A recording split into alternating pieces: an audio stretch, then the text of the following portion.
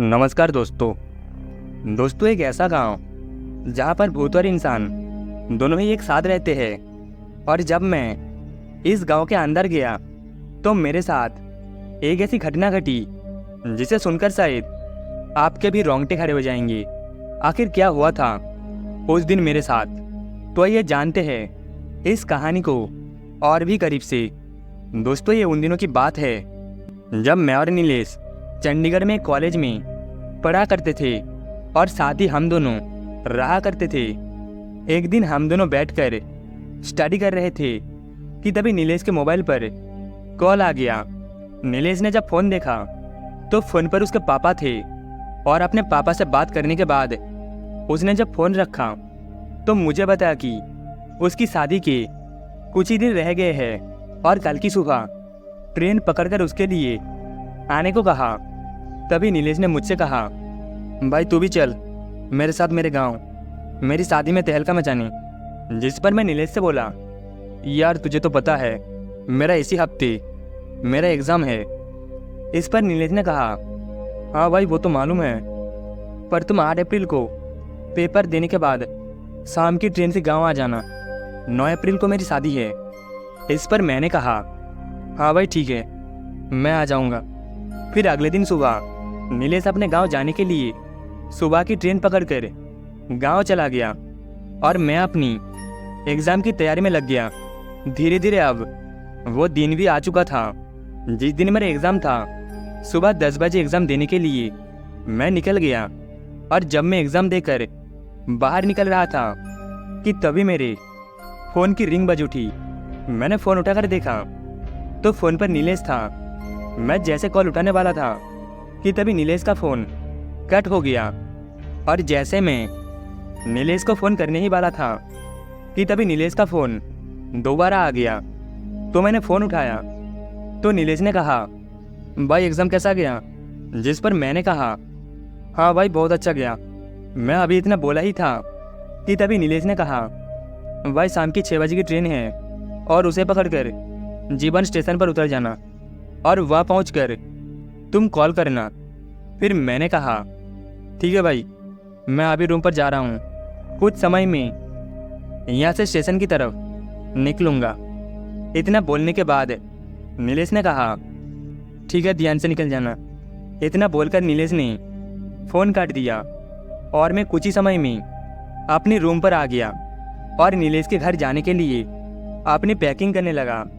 और शाम के 5 बजे मैं चंडीगढ़ स्टेशन की ओर ऑटो पकड़कर जाने लगा।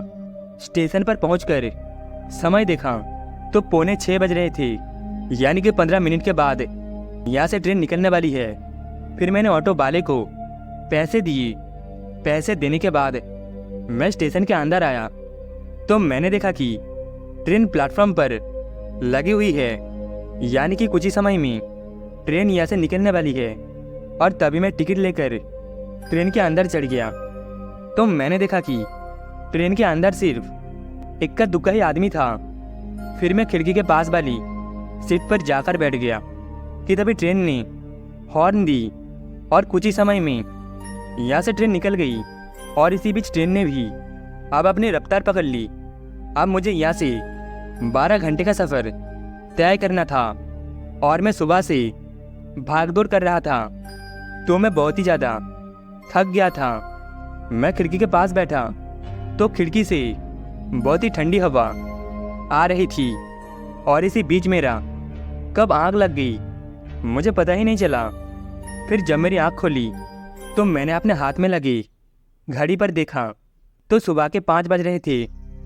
अब मुझे जिगरपुर स्टेशन पर पहुंचने में अभी 1 घंटा था कि तभी किसी ने आवाज़ दी, चाय चाय ले लो चाय। फिर मैं उस आदमी से चाय लेकर पीने लगा। चाय पीने के बाद मैंने नीलेश के पास फ़ोन किया पर नीलेश का फ़ोन नॉट रीचेबल बता रहा था। तो मैंने दोबारा कॉल किया तो फिर से वही नॉट रीचेबल बता रहा था। अब मुझे स्टेशन पर पहुंचने में कुछ ही समय बाकी था कि तभी ट्रेन की रफ्तार एकदम से धीमी पड़ने लगी और मैं अपना बैग लेकर गेट के पास आ गया और मैं जिगरपुर स्टेशन पर उतर गया। स्टेशन पर उतरने के बाद मैं नीलेश को फ़ोन करने ही वाला था कि इसी बीच नीलेश का फ़ोन आ गया। तो मैंने नीलेश को कहा, यार मैं स्टेशन पर पहुंच गया हूं। जिस पर नीलेश ने कहा, ठीक है भाई मैं आ रहा हूं। इतना बोलकर नीलेश ने फ़ोन काट दिया कि तभी ट्रेन हॉर्न देकर स्टेशन से रवाना हो गई। और इसी बीच मेरी नज़रें एक बच्चे पर गई, जिसे देखकर मैं बहुत ही ज़्यादा डर गया। तभी मैंने देखा कि वो बच्चा स्टेशन पर एक दीवार के पास खड़ा है कि तभी अचानक से उसने अपना सर उस दीवार में जोर से दे मारा। ये देखकर मैं एक पल के लिए हैरान हो गया और मैं उसके पास गया। तो मैंने उस बच्चे से कहा, क्या हुआ जो अपना सर पटक रहे हो? पर उस बच्चे ने मुझसे कुछ भी नहीं बोला। फिर जैसे मैं उस बच्चे से दोबारा बोलने वाला था, तभी उस बच्चे ने बोला, यहाँ से चले जाओ। पर उस बच्चे की आवाज़ बहुत ही अजीब तरह की थी कि तभी वो बच्चा मेरी तरफ पलटा। तो उसे देखकर मेरे रोंगटे खड़े हो गए। इसी बीच मैंने देखा कि उस बच्चे का सर बहुत ही अजीब तरह का दिख रहा था, मानो वो बच्चा नहीं बल्कि एक शैतान हो। कि तभी वो बच्चा अचानक से हवा में उड़ने लगा और कहीं पर गायब हो गया। ये देखकर तो मैं बहुत ही ज़्यादा डर गया था कि तभी किसी ने मेरे कंधे पर हाथ रखा। तो मैं डर की वजह से कांप गया कि तभी पीछे से आवाज़ आई, प्रिंस। ये आवाज़ सुनकर जब मैं पीछे की ओर पलटा तो मेरे पीछे नीलेश खड़ा था।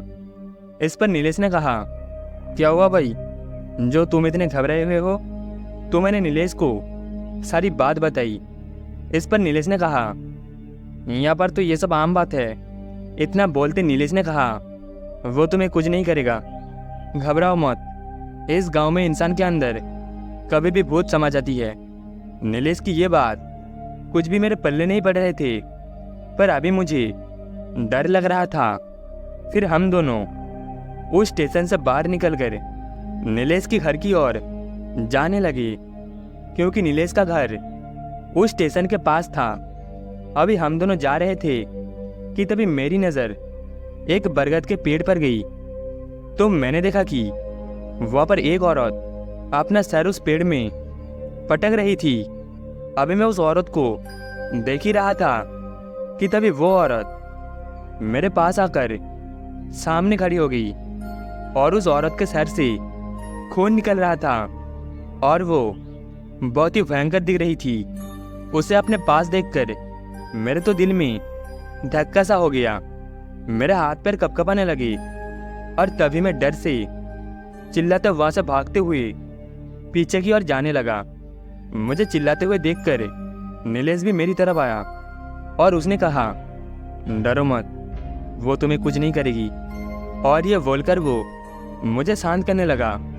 फिर मुझे नीलेश दूसरे रास्ते से लेकर वहाँ से जाने लगा, पर मैं भी बहुत ही ज़्यादा घबराया हुआ था कि ये कैसा गांव है जहाँ पर भूत और इंसान दोनों एक साथ में रहते हैं। ये सब सोचते हुए मैं जब नीलेश के घर पहुँचा तो मैंने देखा कि घर के चारों तरफ भभूत लगी हुई थी। इस पर मैंने नीलेश से कहा, ये भभूत किस लिए लगाई गई घर के चारों तरफ? जिस पर नीलेश ने कहा, भाई इसीलिए घेरा बनाया गया है कि कोई भी आत्मा घर के अंदर ना आ जाए।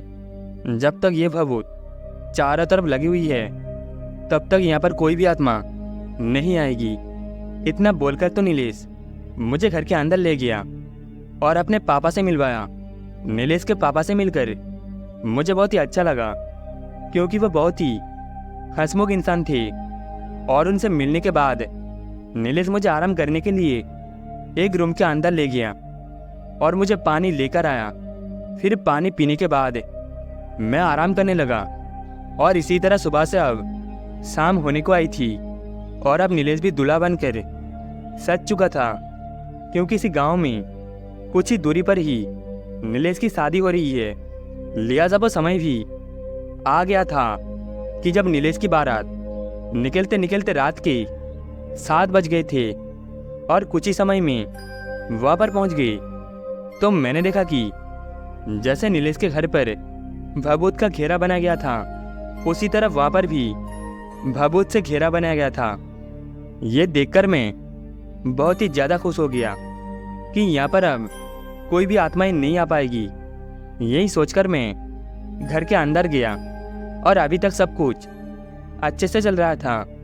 जब नीलेश और वो लड़की शादी के मंडप पर बैठे थे कि तभी अचानक से वो लड़की अजीब तरह की आवाज़ निकलने लगी थी। ये देखकर सभी हैरान हो गई और वो लड़की अपना हाथ पटकने लगी और देखते ही देखते वो लड़की एक चुड़ैल के रूप में बदल गई। ये देखकर नीलेश मंडप से निकलकर मेरे पास आ गया और आप सभी यही सोच रहे थे कि ये चुड़ैल यहाँ पर कैसे आ गई कि तभी किसी ने कहा, जिस भभूत से घर को चारों तरफ घेरा गया था, घर के सामने किसी ने बहुत सारा पानी गिरा दिया है। इस वजह से वो भभूत मिट गया है और ये चुड़ैल आकर इस लड़की के अंदर समा गया। दोस्तों, ये सब देखकर मैं बहुत ही ज़्यादा डर गया था, पर सभी को ऐसा लग रहा था कि कुछ हुआ ही नहीं है। पर वो लड़की देखते ही देखती बहुत ही ज़्यादा डरावनी लगने लगी थी। पंडित जी बैठकर पूजा करने लगे ताकि ये चुड़ैल यहाँ से चली जाए। पंडित जी पूजा भी कर ही रहे थे कि वो चुड़ैल पुजारी को घूरने लगा और अब उस लड़की की आंखें लाल हो गई थी। पंडित जी पूजा करने के बाद उस लड़की के हाथ में ताबीज बांध रहे थे कि उस लड़की ने पंडित जी का पैर पकड़कर फेंक दिया और पंडित जी वहाँ से कुछ दूर जाकर गिरे। ये देखकर तो सभी लोग बहुत ज़्यादा डर गए कि तभी पंडित जी ने कहा कि उस लड़की को पकड़ो। पर अब किसी की हिम्मत नहीं हो रही थी कि कोई भी उस लड़की को पकड़ ले। उस लड़की को पकड़ने के लिए 4 लड़के भी गए। अब वो चुड़ैल बहुत ही गुस्सा हो गई थी कि तभी उस चुड़ैल ने एक लड़के का गला पकड़ लिया कि तभी पुजारी ने उस लड़की के ऊपर गंगाजल छिड़कना शुरू कर दिया। तो उस लड़की ने उस लड़के का गला छोड़ दिया।